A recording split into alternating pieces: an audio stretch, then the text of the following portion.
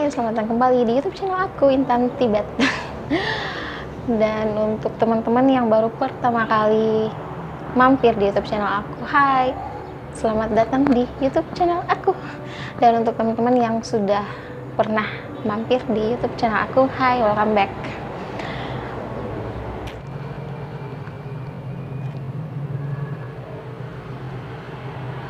Hari ini tuh aku ingin ngebahas tentang apa sih bedanya antara bakteri, virus, dan pengobatannya. Pasti teman-teman ingat nih, pelajaran biologi SMP 5 jenis penggolongan makhluk hidup. Ada 5 kingdom. Yang pertama itu Monera, Protista, Fungi, Plantae, sama Animalia. Dan Animalia itu hewan, Plantae itu tumbuh-tumbuhan, dan bakteri masuk ke dalam golongan Monera. Jadi bakteri itu termasuk ke dalam golongan makhluk hidup. Sedangkan virus itu di 5 penggolongan makhluk hidup ini tuh nggak ada nih virus nggak termasuk dalam makhluk hidup. Jadi bakteri itu masuk ke dalam golongan makhluk hidup, sedangkan virus tidak termasuk dalam golongan makhluk hidup. Oke? Jadi bakteri itu adalah makhluk hidup yang mikroskopis. Jadi ukurannya itu kecil dan dia itu bisa dilihat dengan menggunakan mikroskop. Dan bakteri itu ada di tubuh kita, dari ujung kukunya kita sampai ujung rambutnya kita itu ada bakteri. Jadi kita selalu hidup dengan bakteri. Dari semenjak teman-teman lahir sampai teman-teman masih hidup seperti sekarang, di tubuh teman-teman itu ada yang namanya bakteri. Terus kok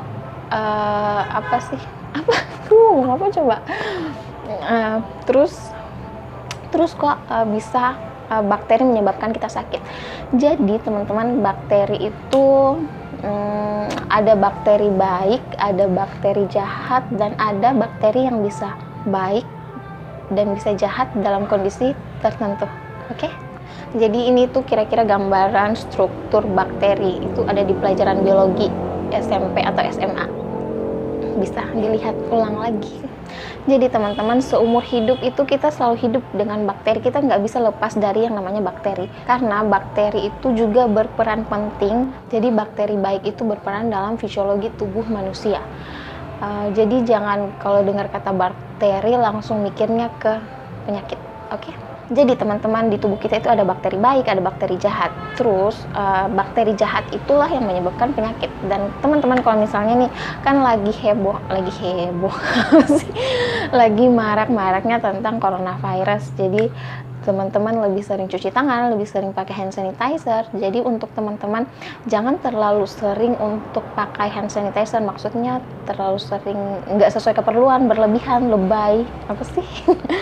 Nah, karena kalau teman-teman terlalu sering memakai hand sanitizer, bisa jadi teman-teman membunuh bakteri baik yang ada di tangan teman-teman. Oke? Jadi pakai itu secukupnya, jangan terlalu berlebihan. Begitu juga dengan antibiotik. Kalau teman-teman mengkonsumsi antibiotik itu tidak sesuai dengan resep dokter, teman-teman asal mengkonsumsinya, bisa jadi teman-teman membunuh bakteri baiknya dan bakteri jahatnya itu malah resisten terhadap obat yang teman-teman kalian minum. Jadi pengobatannya lebih mahal lagi, lebih membutuhkan macam-macam obat lagi. Gitu. Terus gimana sih cara kerja antibiotik itu? Jadi cara kerja antibiotik itu yang pertama, dia itu menyerang dinding sel bakteri. Dia itu mengganggu sintesis protein bakteri, dan dia juga itu membantu menghancurkan membran sel bakteri dan metabolismenya. Seperti itu teman-teman. Jadi itu cara kerja antibiotik. Jadi untuk teman-teman jangan asal mengkonsumsi antibiotik. Antibiotik itu untuk bakteri, bukan untuk virus. Nah, kalau virus, bedanya bakteri dengan virus itu tidak termasuk golongan makhluk hidup. Virus itu dia bersifat aseluler. Jadi dia itu bisa hidup dan bisa berkembang biak saat dia itu menempel pada host atau inangnya.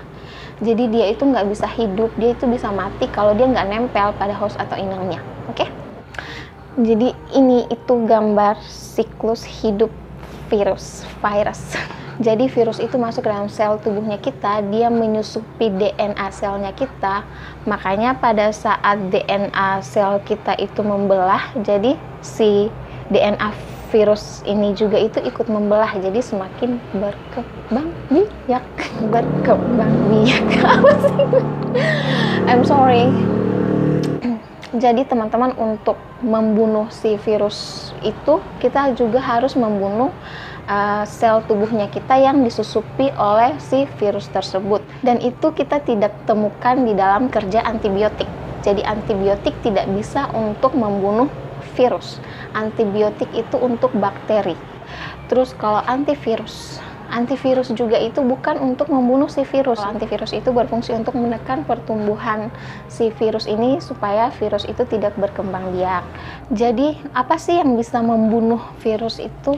Yaps, satu-satunya sampai detik ini, sampai sekarang ini, satu-satunya yang bisa membunuh virus dalam tubuh teman-teman itu adalah sistem imun teman-teman, tentara tubuhnya teman-teman, sistem pertahanan tubuhnya teman-teman. Nggak ada yang lain selain sistem imun.